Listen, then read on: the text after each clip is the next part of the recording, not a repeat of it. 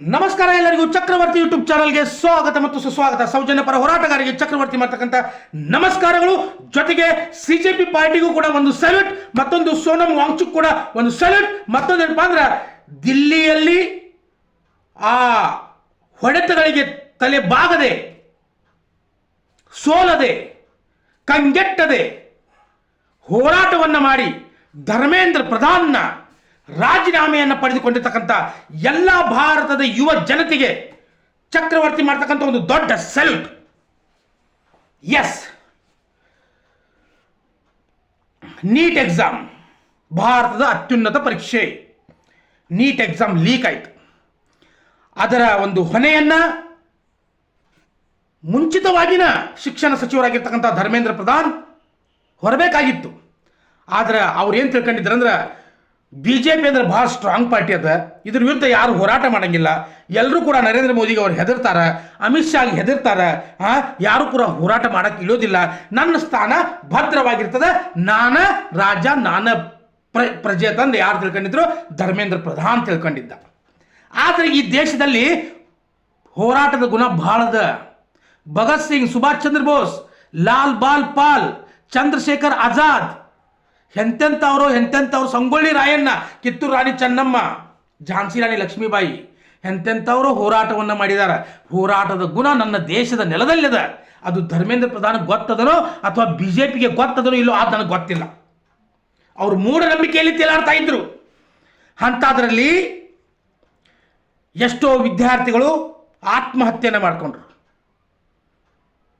ಅವತ್ತೇ ಏನಾದರೂ ಈ ಧರ್ಮೇಂದ್ರ ಪ್ರಧಾನ್ ರಾಜೀನಾಮೆ ಕೊಟ್ಟಿದ್ದಾಗಿದ್ರ ಎಷ್ಟೋ ವಿದ್ಯಾರ್ಥಿಗಳು ಸಾವನ್ನಪ್ತಾ ಇರಲಿಲ್ಲ, ಆತ್ಮಹತ್ಯೆಯನ್ನು ಮಾಡ್ಕೊಳ್ತಾ ಇರಲಿಲ್ಲ. ಯಾರಿಗೆ ಬೇಕ್ರಿ ಅವ್ರು ಕೋಟಿ ರೂಪಾಯಿ ಪರಿಹಾರ? ಯಾರಿಗೆ ಬೇಕು? ಅಂದರೆ ಇವ್ರು ಮಾಡ್ತಕ್ಕಂಥ ಲುಚ್ಚಾ ಕೆಲಸಗಳಿಗೆ, ದರಿದ್ರ ಹೊಲಸು ಕೆಲಸಗಳಿಗೆ ವಿದ್ಯಾರ್ಥಿಗಳನ್ನ ಬಲೆ ಕೊಟ್ಟು ಅವ್ರ ತಂದೆ ತಾಯಿಗೆ 1 ಕೋಟಿ ರೂಪಾಯಿ ಕೊಟ್ರೆ ಮಕ್ಕಳನ್ನ ತಂದು ಕೊಟ್ಟಾಗ ಆಗ್ತೈತೇನ್ರಿ? ಆಗೋದಿಲ್ಲಲ್ಲ. ಪ್ರಾಮಾಣಿಕವಾಗಿ ಪರೀಕ್ಷೆಗಳನ್ನು ನಡೆಸ್ತಕ್ಕಂಥ ಕೆಲಸ ಕೇಂದ್ರ ಸರ್ಕಾರನೂ ಮಾಡಬೇಕು, ರಾಜ್ಯ ಸರ್ಕಾರ ಕೂಡ ಮಾಡಬೇಕು. ಈ ವಿಷಯವನ್ನು ಹೇಳೋದಕ್ಕೆ ನಾನು ಬಂದಿದ್ದೀನಿ. ಇಲ್ಲಿ ವಿಷಯ ಪ್ರಮುಖವಾಗಿ ಹೇಳಬೇಕಂದ್ರೆ, ಒಂದು, ಧರ್ಮೇಂದ್ರ ಪ್ರಧಾನ್ ಅವರ ರಾಜೀನಾಮೆಯನ್ನು ಬಹಳ ದಿನಗಳ ನಂತರ ತಗೊಂಡಿದ್ದಾರೆ. ಇದರ ಅರ್ಥ ಇಡೀ ದೇಶಕ್ಕೆ ಆ ಒಂದು ಹೋರಾಟ ಹೋಗಿ ಮುಟ್ಟಿತ್ತು ಅನ್ನೋದು ಪ್ರಧಾನಿಗಳಾದ ನರೇಂದ್ರ ಮೋದಿ ಅವರಿಗೆ ಗೊತ್ತಿತ್ತು. ಇದು ದೇಶದ ಹೋರಾಟ, ದೇಶದ ಯುವ ಜನತೆಯ ಹೋರಾಟ. ಅಕಸ್ಮಾತ್ ನಾ ಇಲ್ಲಿ ಏನಾದರೂ ಈ ಧರ್ಮೇಂದ್ರ ಪ್ರಧಾನ್ ರಾಜೀನಾಮೆಯನ್ನು ತಗೊಳ್ಳಿಲ್ಲಪ್ಪ ಅಂದ್ರೆ ನನ್ನ BJP ಪಕ್ಷ 100% ಬೀಳ್ತದ ಅನ್ನೋದು ನರೇಂದ್ರ ಮೋದಿ ಅವರಿಗೆ ಗೊತ್ತಿತ್ತು. ತಮ್ಮ ಸ್ವಾರ್ಥಕ್ಕಾಗಿ, ತಮ್ಮ ಪಕ್ಷದ ಸ್ವಾರ್ಥಕ್ಕಾಗಿ ಧರ್ಮೇಂದ್ರ ಪ್ರಧಾನ್ ರಾಜೀನಾಮೆಯನ್ನು ತಗೊಂಡ್ರು. ಅದು ಒಳ್ಳೆಯದೇ.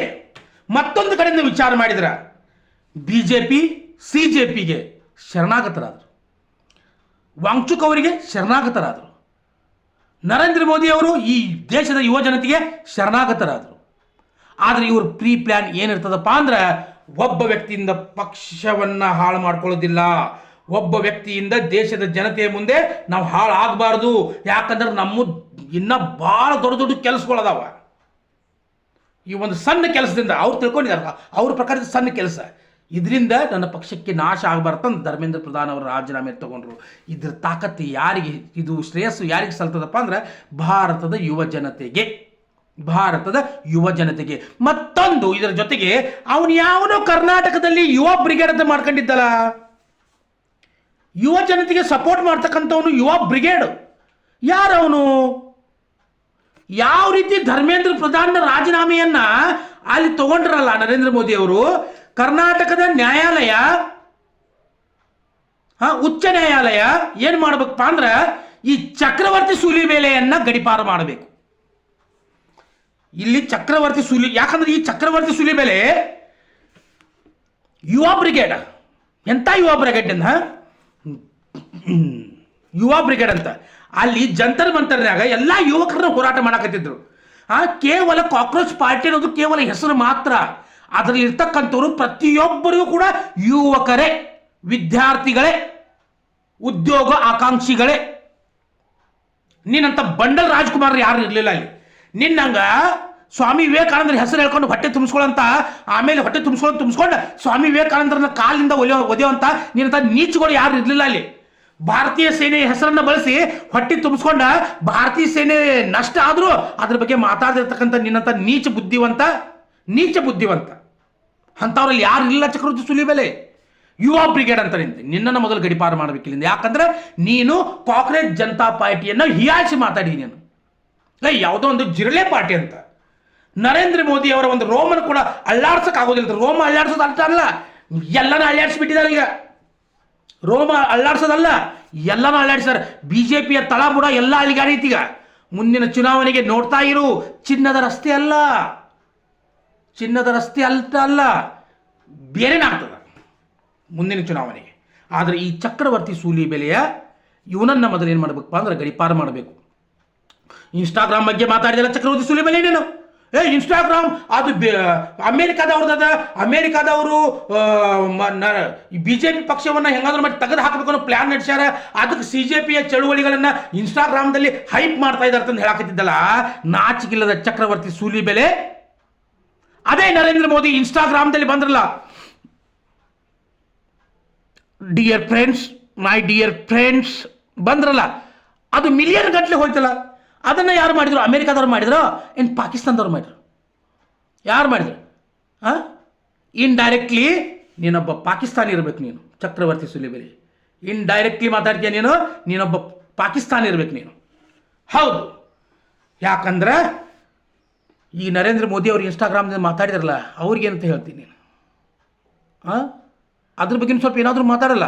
ನಿನ್ನನ್ನು ಮೊದಲು ಗಡಿಪಾರು ಮಾಡಬೇಕು. ಯಾಕಂದರೆ ಯುವ ಬ್ರಿಗೇಡ್ ಅಂತ ಇಟ್ಕೊಂಡ ಯುವಕರಿಗೆ ಮೋಸವನ್ನು ಮಾಡ್ತಕ್ಕಂಥ ಕೆಲಸ ಮಾಡ್ತಾ ಇದೆಯಾ, ಧರ್ಮಗಳ ಮಧ್ಯೆ ಬೆಂಕಿ ಹಚ್ಚತಕ್ಕಂಥ ಕೆಲಸವನ್ನು ಮಾಡ್ತಾ ಇದೆಯಾ. ನಿನ್ನಂಥವನು ಗಡಿಪಾರ ಆದ್ರೆ ರಾಜ್ಯದಲ್ಲಿ ಶಾಂತಿ ನೆಲೆಸ್ತದೆ. ನಿನ್ನ ಮನೆಯಲ್ಲಿ ಮುಸ್ಲಿಮರು ನಿನ್ನ ತಂದೆ ತಾಯಿನ ನೋಡ್ಕೊಳ್ತಾರೆ. ನಿನ್ನ ಮನೆ ಹೊರಗಡೆ ಮುಸ್ಲಿಮರನ್ನ ಕಾಲ ಹೇಗೆ ತೊಳ್ತಕ್ಕಂಥ ಕೆಲಸ ಮಾಡ್ತೀಯ. ಹಿಂದೂ ಮುಸ್ಲಿಂ ಧರ್ಮದ ಮಧ್ಯೆ ಬೆಂಕಿಯನ್ನು ಹಚ್ಚತಕ್ಕಂಥ ಕೆಲಸ ಮಾಡ್ತಾ ಇದೆ ಚಕ್ರವರ್ತಿ ಸೂಲಿಬೆಲೆ. ಯಾವ ರೀತಿ ಧರ್ಮೇಂದ್ರ ಪ್ರಧಾನ ರಾಜೀನಾಮೆ ಆಯ್ತಲ್ಲ, ಕರ್ನಾಟಕದಲ್ಲಿ ಚಕ್ರವರ್ತಿ ಸೂಲಿಬೆಲೆಯನ್ನ ಗಡಿಪಾರು ಮಾಡ್ಬೇಕ್ರಿ. ಕರ್ನಾಟಕದಾಗ ಇಟ್ಕೋಬಾರ್ದು ಇವನನ್ನ. ಒಂದು ಹೆಣ್ಣಿಗೆ ನ್ಯಾಯವನ್ನು ಕೊಡಿಸ್ತಾ ಇರ್ತಕ್ಕಂಥ ಇಂಥ ದರಿದ್ರ ಹಿಂದೂ ಧರ್ಮದ ಬಗ್ಗೆ ಮಾತಾಡಕ್ಕೆ ನಾಲಾಯಕದ ನೀವು ಚಕ್ರವರ್ತಿ ಸೂಲಿಬೆಲೆ. ಮಾತಾಡಬಾರ್ದು ಹಿಂದೂ ಧರ್ಮದ ಬಗ್ಗೆ. ನೀನು ಯಾವತ್ತೂ ಕೂಡ ಹಿಂದೂ ಧರ್ಮದ ಬಗ್ಗೆ ಮಾತಾಡೋಂಥ ಅರ್ಹತೆ ನಿನಗಿಲ್ಲ. ನಿನಗೆ ಬೇಕಾದ ನಿನ್ನ ಬಗ್ಗೆ ಅಷ್ಟೇ ಮಾತಾಡ್ಕೋ. ಮತ್ತು ಆ ಯುವ ಬ್ರಿಗೇಡ್ ಅಂತ ನಿನ್ನ ಇಟ್ಕೊಂಡಿಲ್ಲ, ಚೇಂಜ್ ಮಾಡ್ಕೋ ಅದನ್ನು.